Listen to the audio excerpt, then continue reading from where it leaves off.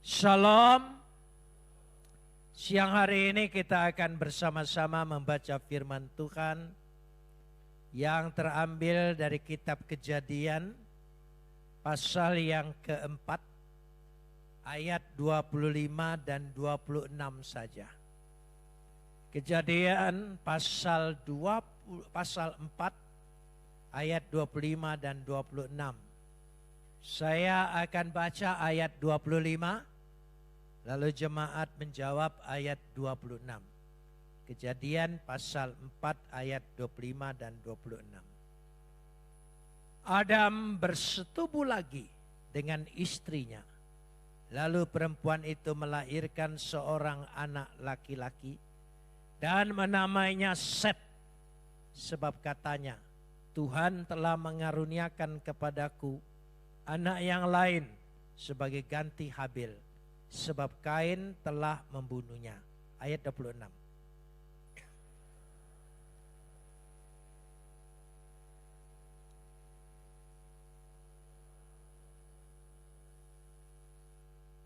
Kapot leha Adonai Elohenu kapot leha.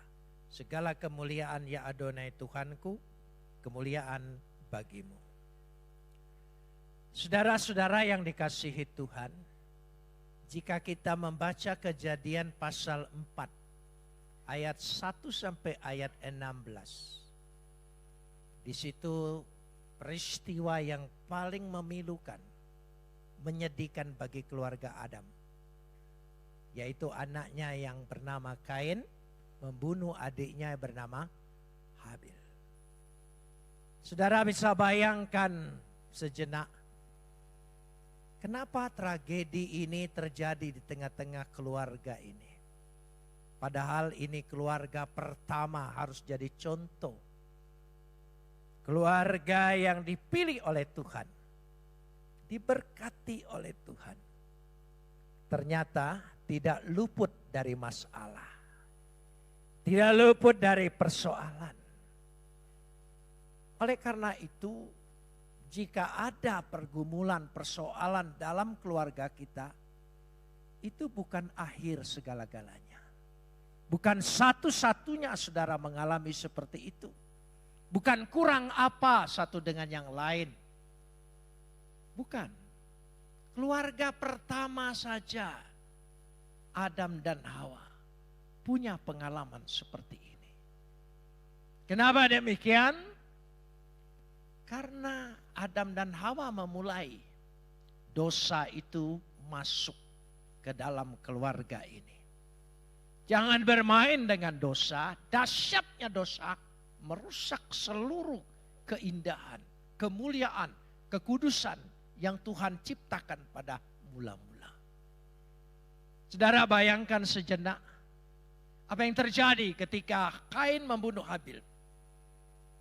Hubungan Adam dan Hawa saya percaya menjadi dingin. Saling menyalahkan satu dengan yang lain. Kenapa ini terjadi? Kenapa? Ini salah siapa? Mungkin Adam mengeluh. Aku mungkin menyesal menikahi engkau. Tapi karena tidak ada pilihan yang lain. Karena hanya Hawa waktu itu. Maka penyesalannya tidak bisa diulang. Buat apa saya hanya berstatus suami? Suami. Apa istimewanya? Aku menjadi suamimu Hawa. Suami. Semua uang milik istri. Ya. Istrinya berkata, aku juga tidak ada istimewanya kawin dengan engkau. Hanya tambah kata NY di depannya. NY yang engkau pikir itu nyonya. Bukan. Nyusuin, nyuci, nyapu, ya, itu. Semua saling menyalahkan satu dengan yang lain. Bukankah itu realita rumah tangga kita? Jika ada sesuatu peristiwa terjadi, kita saling menyalahkan satu dengan yang lain. Keharmonisannya menjadi retak. Sekali lagi, dosa. Jangan main-main dengan dosa. Mari kita buktikan sejenak. Ketika Tuhan menciptakan baik bumi, dunia, manusia, seluruh isinya punya maksud. hakikat ciptaan Tuhan itu punya maksud. Satu, maksud. Dua, tujuan. Dan tiga, hasil. Sekali lagi, maksud, tujuan, dan hasil. Bukankah seseorang menciptakan segala sesuatu? Insinyur, mesin, menciptakan mesin. Pasti dia punya maksud dengan mesin itu. Punya tujuan. Dan punya hasil. Dia tahu hasilnya bagaimana. Tuhan juga menciptakan seperti itu. Bagaimana ketika dia menciptakan dengan segala sesuatunya. Mari kita lihat terlebih dahulu apa maksud dan tujuan hasil yang Tuhan ingin berikan. Hakikat dari ciptaan itu sendiri. Kalau kita lihat, kita ulang mulai dari Kejadian pasal 1 ayat yang keempat. Ya. Kejadian pasal 1 ayat yang keempat. Dikatakan di situ, Tuhan melihat bahwa terang itu baik. Lalu dipisahkannyalah terang itu dari gelap. Baik. Ada baik, baik, baik. Ada 7 kali mengakhiri setiap ciptaan kata baik. Cuma ayat yang ke-10. Pasal 1 ayat 10 lebih jelas lagi. Lalu Tuhan menamai yang kering itu darat. Dan kumpulan air itu dinamanya laut. Tuhan melihat. Tolong sambung. Semuanya itu apa? Baik. Berarti dari setiap ciptaan Tuhan ada kebaikan Tuhan. Kita ciptaan siapa? Ciptaan Tuhan. Kita bukan keturunan orang utan. Bukan saudara. Kita ciptaan Tuhan. Berarti ketika kita diciptakan, katakan dalam dirimu, ada kebaikan Tuhan dalam diriku. Coba katakan bersama. Ada kebaikan Tuhan dalam diriku. Amin saudara. Ada kebaikan Tuhan. Tapi di mana kebaikan itu? Hilang lenyap karena dosa yang merusak manusia. Kebaikan Tuhan dahsyat, melebihi, melampaui segala-gala kebaikan manusia. Kebaikan Tuhan ada dalam diri kita. Kalau saudara sungguh-sungguh mengimani kebaikan Tuhan ada dalam diri kita, kita akan sangat menghargai. Kita tidak pernah bermain-main dengan dosa. Ada 7 kali kata itu. Sempurna angka 7 itu. Berarti kebaikan Tuhan yang sempurna. Jelas sekali. Itu maksudnya. Tapi mengapa menjadi rusak? Itulah awal. Awal. Mari kita lihat Kejadian pasal 1 ayat 1. Kejadian pasal 1 ayat 1 kita lihat kembali saudara. Pada mulanya Tuhan, tolong sambung apa? Sempurna. Bereshit bara Elohim et hasishamayim weha'etz aret. Bereshit. Berarti Tuhan yang memulai ciptaan. Tanpa Tuhan mengadakan, tidak ada sesuatu yang ada. Tidak ada sesuatu yang ada dengan ada sendirinya. Selalu ada yang mengadakan yang ada. Yaitu Tuhan. Jadi dia mengadakannya. Sempurna. Kejadian 1 ini sempurna. Tidak ada cacat celanya. Bereshit bara Elohim et hasishamayim weha'etz aretz. Dia menciptakan langit dan bumi. Coba lanjut ayat yang kedua. Kenapa jadi demikian? Tolong baca bersama. 1, 2, 3.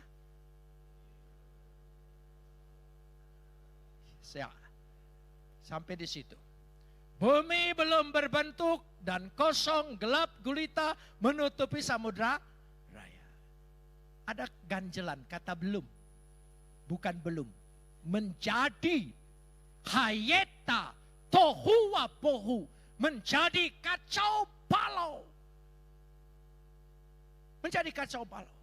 Gelap gulita menutupi samudra raya. Wehose alpene tehom. Seluruh kegelapan itu menguasai. Tidak ada satu unsur, satu anasir pun yang tidak dikuasai oleh kegelapan. Rusak semua. Kenapa demikian? Karena Lucifer jatuh ke bumi. Itu permulaan hayeta, ada sesuatu.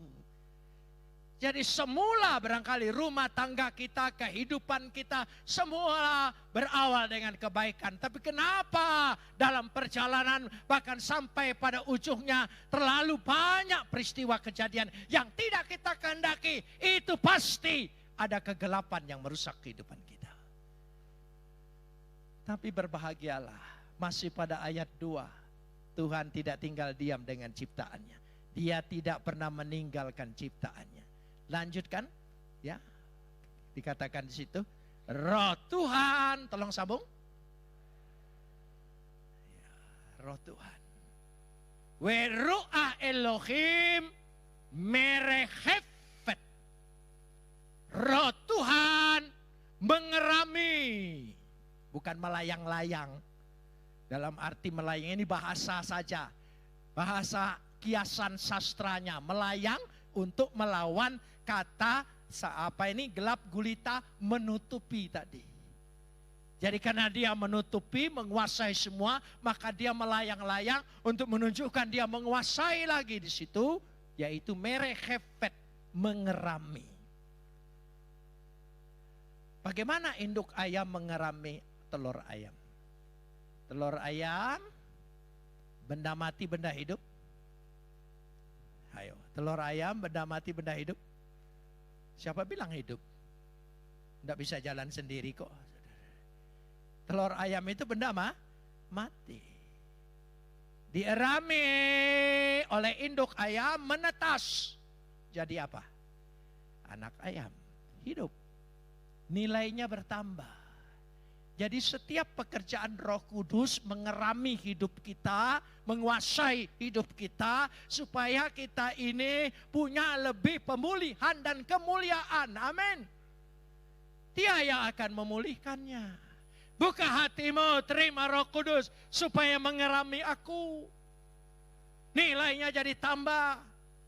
Ya, telur harganya tetap, tapi ketika menetas jadi anak ayam. Anak ayam berproses sampai menjadi ayam panggang, sampai menjadi KFC. Semua punya nilai, saudara. Jadi nilainya meningkat dari situ. Karena Roh Tuhan. Selain Roh Tuhan, mari lanjutkan ayat yang ketiga. Ini kita lihat, begitu hebatnya Tuhan memelihara kebaikan. Tapi karena dosa. Berfirmanlah Tuhan. Tolong sambung. Wa yomer Elohim, berfirmanlah Tuhan, Yehior, wa Yehior, jadilah terang. Terang itu jadi firman itulah yang membawa terang. Siapa firman itu? Siapa namanya? Lebih tegas lagi, siapa namanya? Itu nama menyelamatkan kita, nama di atas segala nama. Sebut nama itu, jangan malu-malu. Siapa namanya? Kurang keras. Siapa namanya? Baru bertobat. Saudara, kenapa kita takut? Kenapa kita takut? Dalam gereja aja kita takut nyebut nama Yesus. Ucapkan itu, jangan takut. Karena nama itulah yang membawa terang.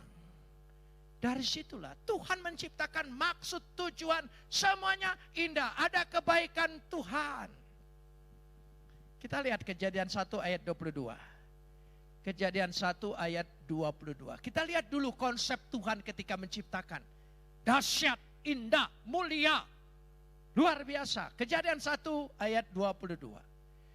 Lalu Tuhan memberkati semuanya itu, firman-Nya apa? Berkembang biaklah, bertambah banyaklah, serta penuhilah. Ya, saudara, diberkati. Ada 3 kali kata berkat di sini.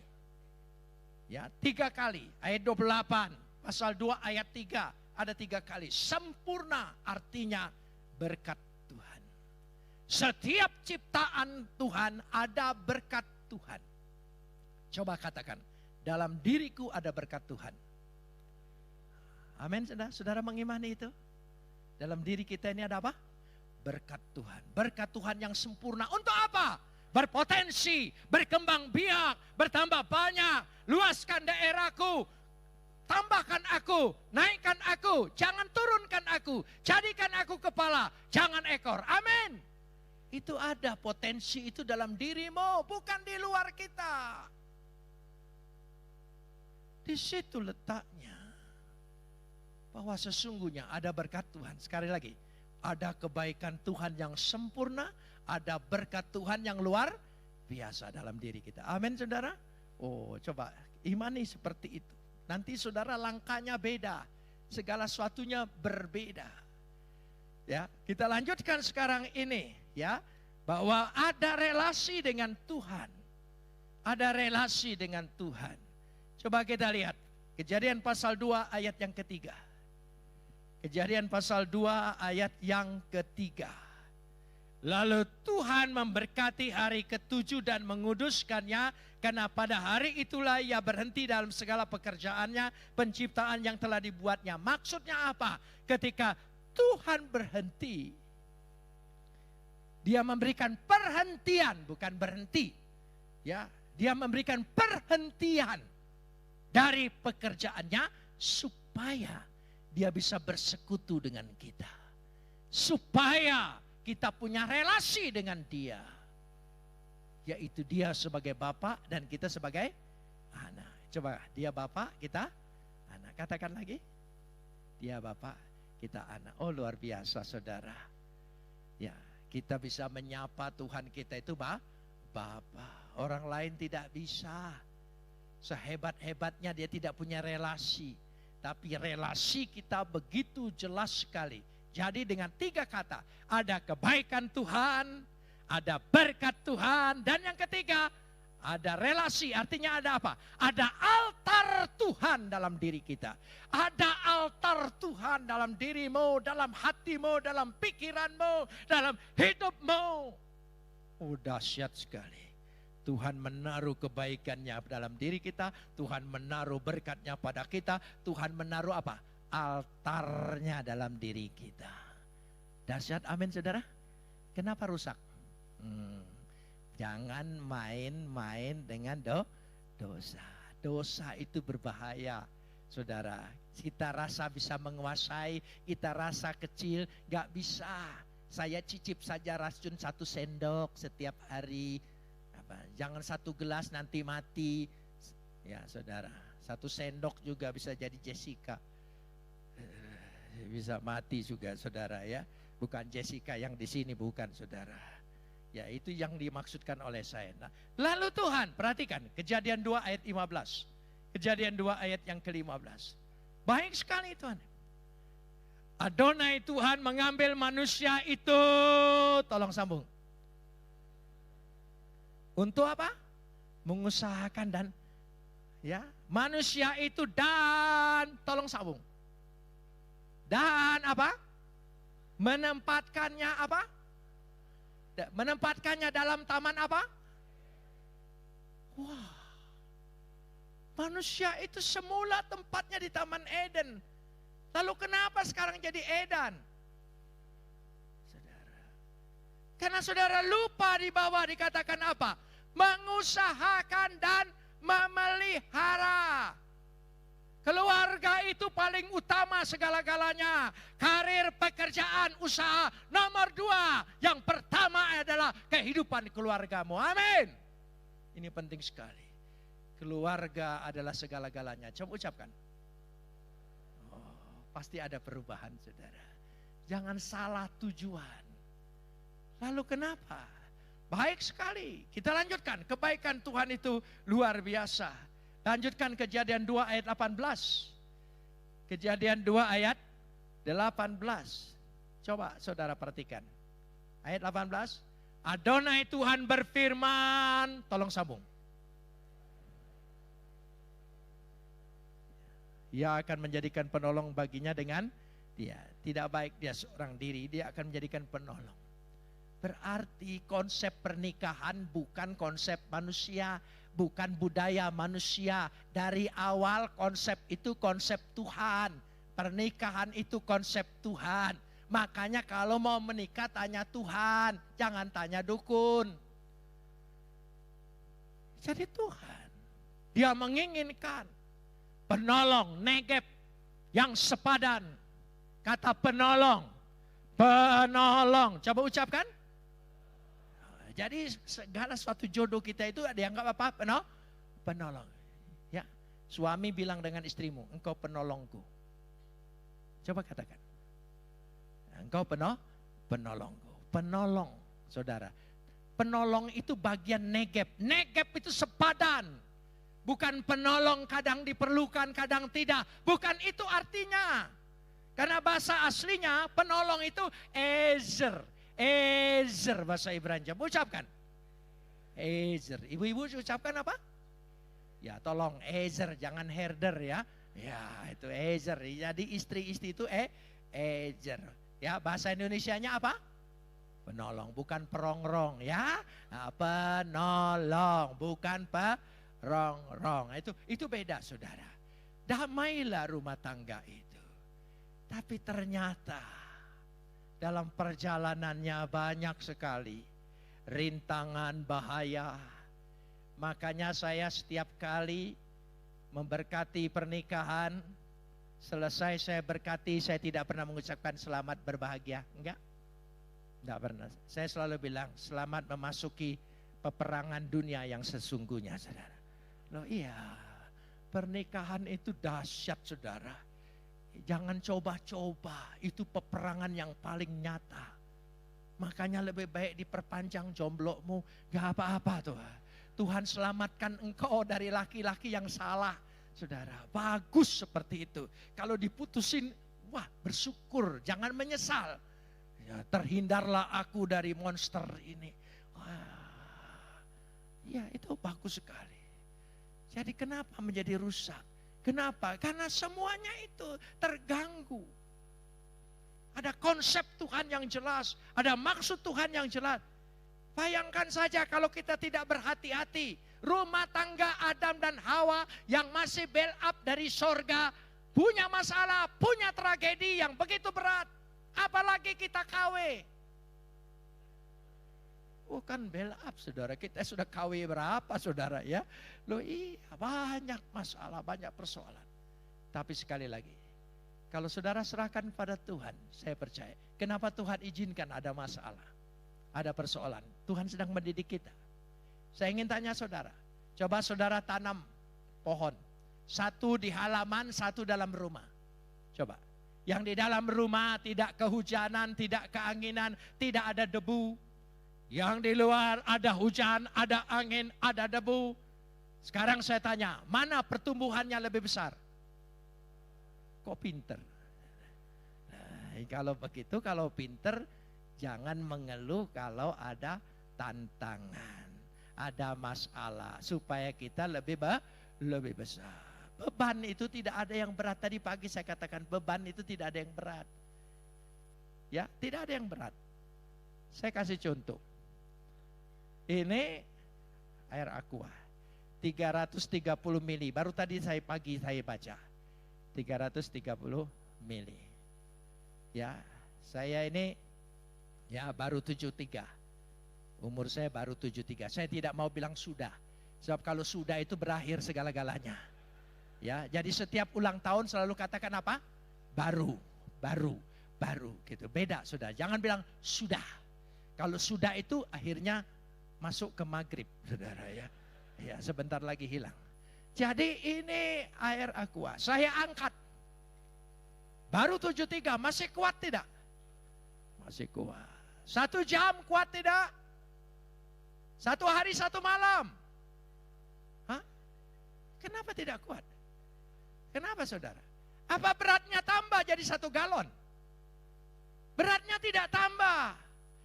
Beratnya tetap. Tapi kenapa tidak kuat? Tolong jawab. Karena terlalu lama. Terlalu lama engkau menyesali kegagalanmu, persoalanmu dalam hidupmu. Itu yang membuat beban itu jadi berat. Segera lepaskan, serahkan kepada Tuhan. Tuhan pasti memberikan pertolongan. Beri kemuliaan bagi Dia.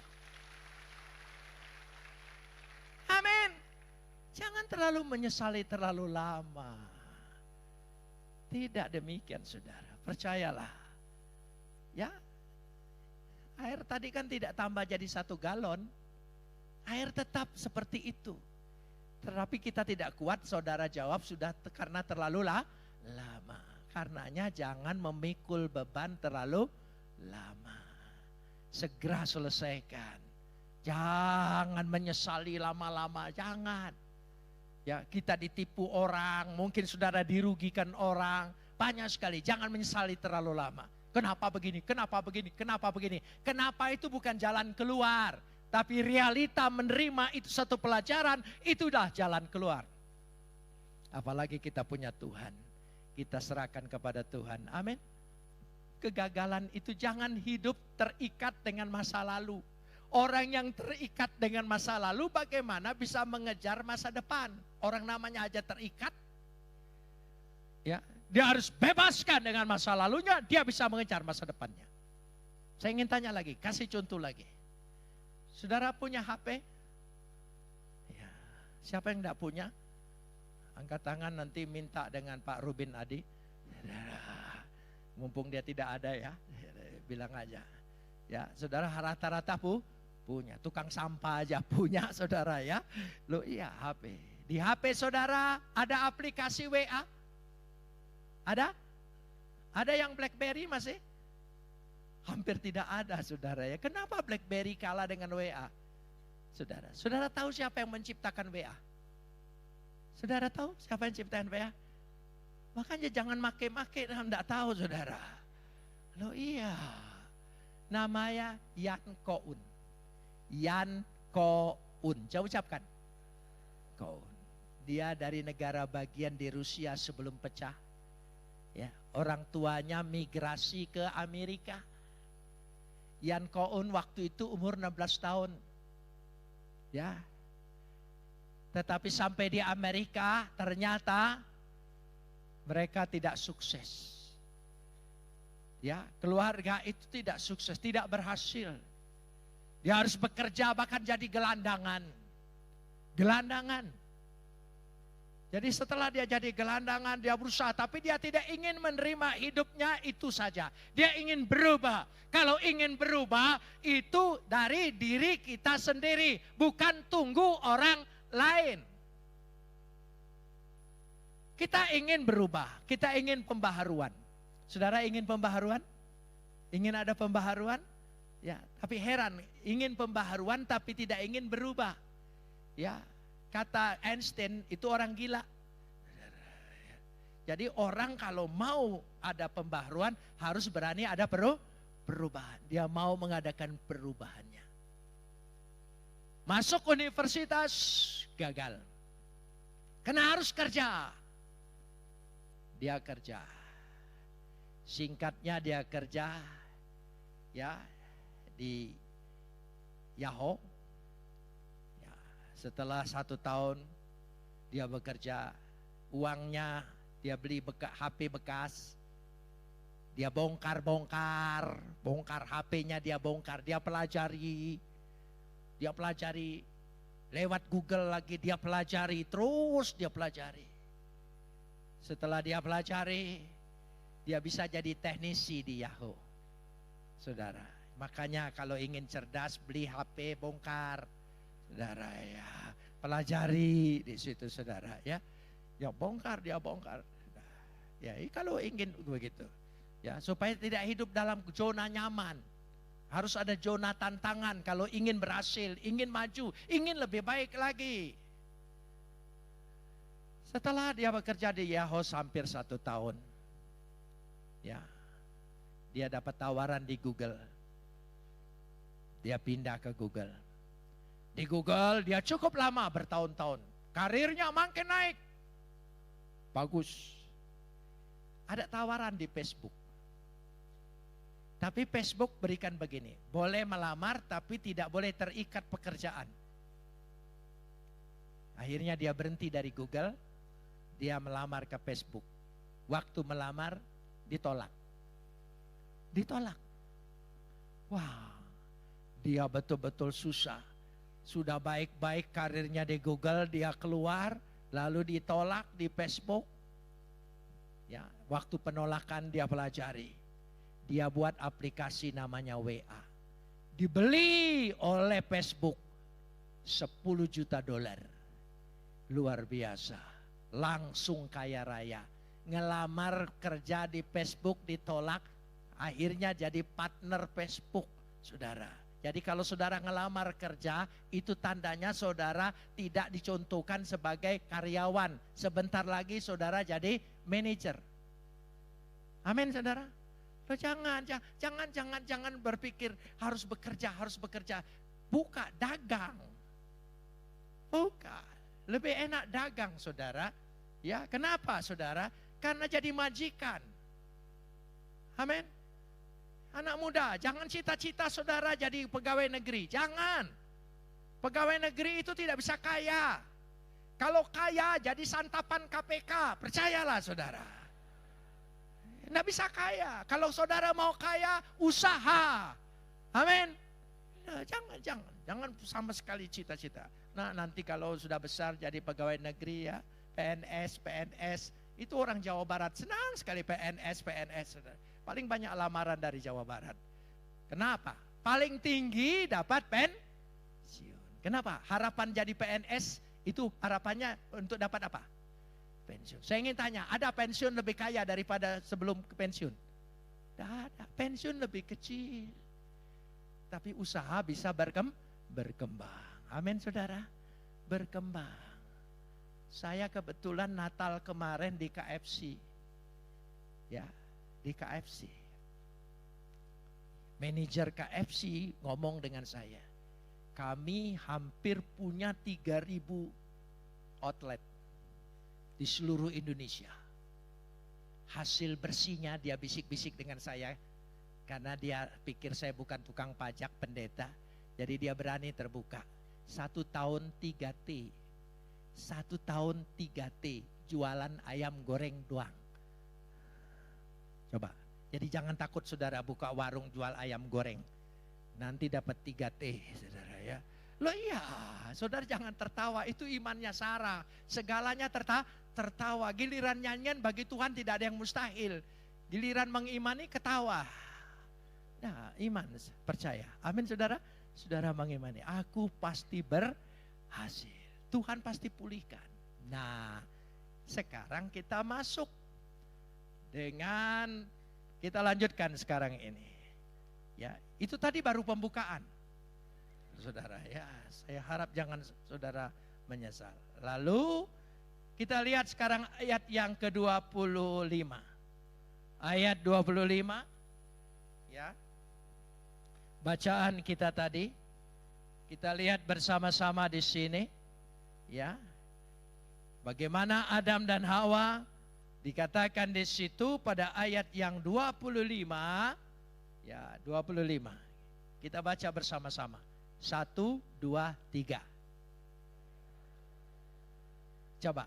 Adam apa? Ya, Adam ayat 25 berapa? Ya, pasal 4 ayat 25. Bukan pasal, wah ini urusan telanjang, bukan ini saudara. Ini yang bagian ini maunya telanjang aja. Saudara, nah ini bukan urusan telanjang, saudara. Ini lebih dari telanjang. Kejadian 4 ayat 25. Apa? Adam apa? Saya tidak pakai bersetubuh pula. Itu karena translate-nya di lembaga Alkitab banyak orang Batak. Jadi pakai pula-pula gitu. Saudara ya.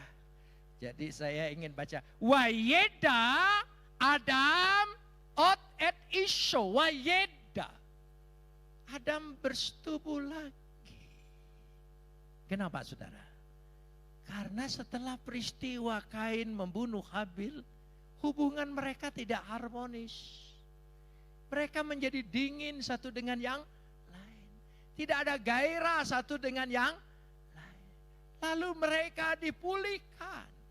Wayeda, bersetubuh lagi, harmonis lagi, rukun lagi, tidak saling menyalahkan lagi, karena Tuhan yang membuat demikian. Kalau saudara punya rumah tangga yang sudah dingin, pernikahan yang sudah dingin, datang kepada Tuhan, Tuhan sanggup pulihkan kembali dalam nama Yesus. Beri kemuliaan bagi Dia.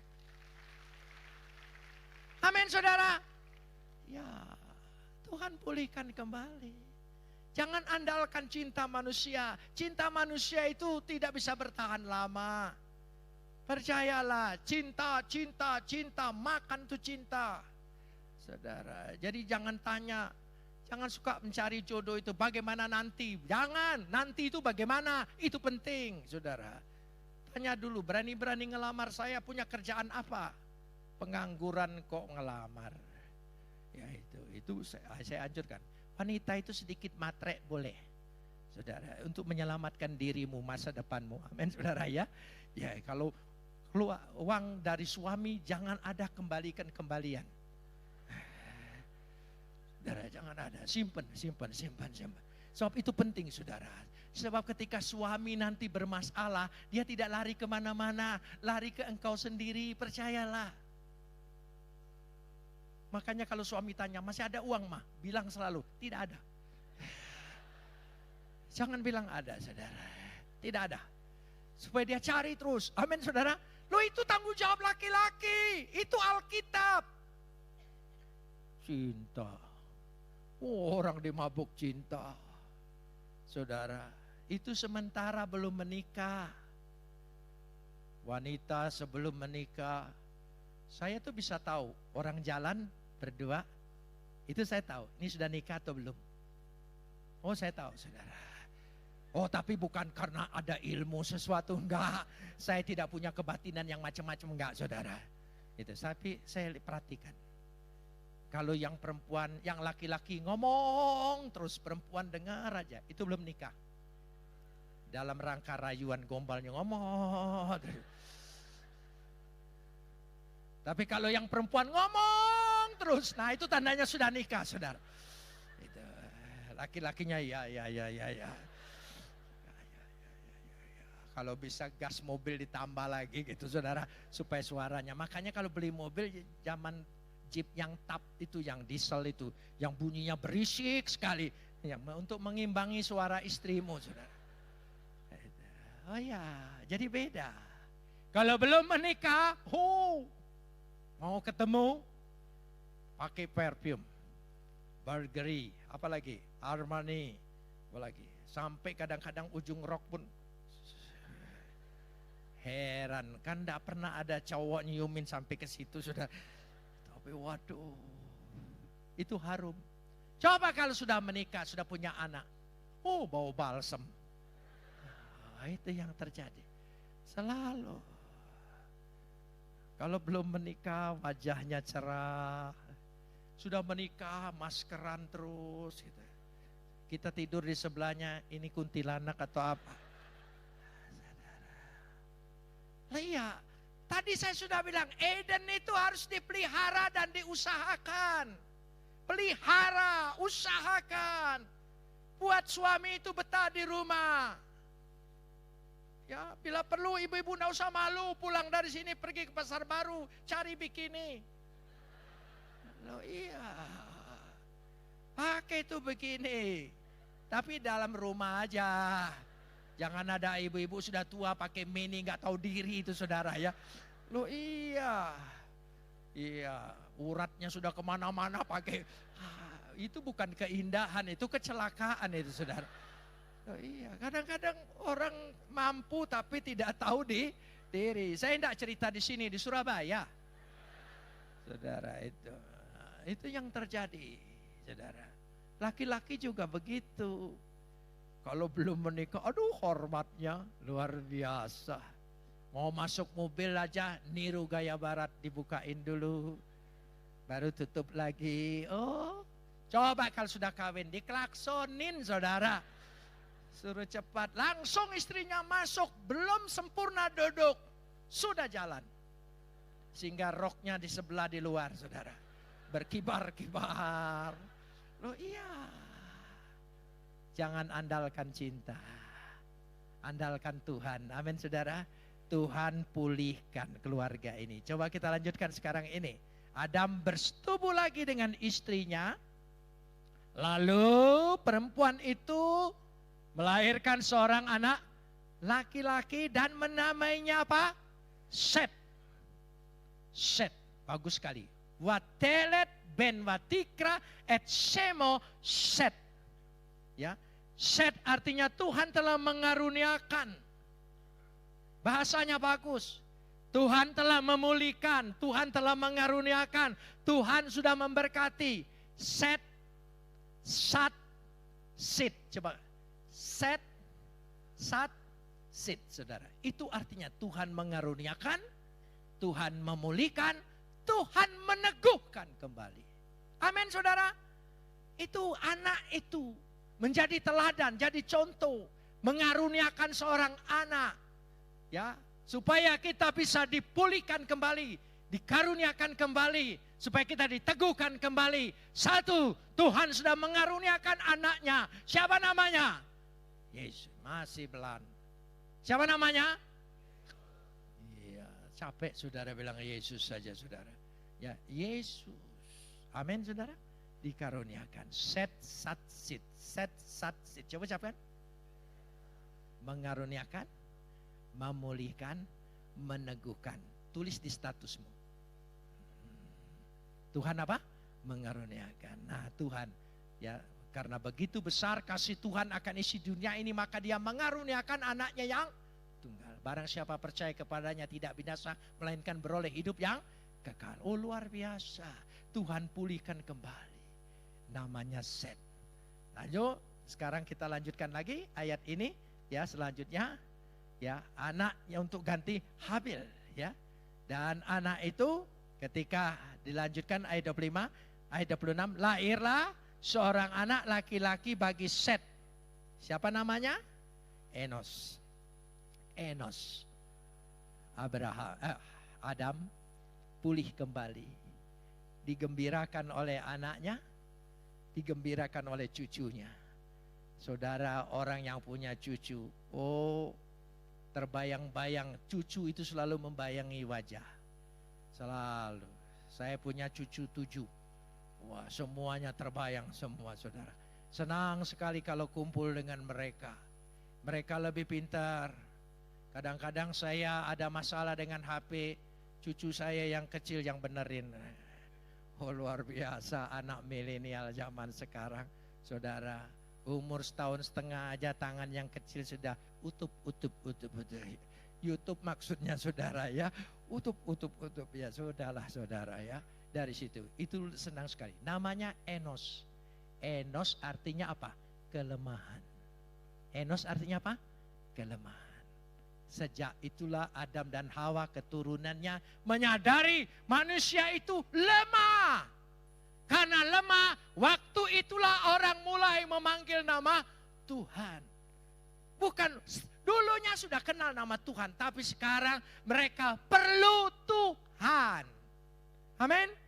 Kalau kita sadar kita lemah, kita banyak masalah, kita perlu Tuhan. Katakan, saya perlu Yesus. Katakan lebih keras, saya perlu Yesus. Oh, Dia sanggup apa? Mengaruniakan. Kedua apa? Memulihkan. Ketiga apa? Meneguhkan. Rumah tanggamu dipulihkan kembali. Amin. Hubungan suami istri harmonis lagi, bahagia lagi, gembira lagi. Amin, saudara. Ya, dengan catatan gundiknya dilepaskan. Itu penting sekali supaya kita bisa pulih kembali. Mari kita berdoa.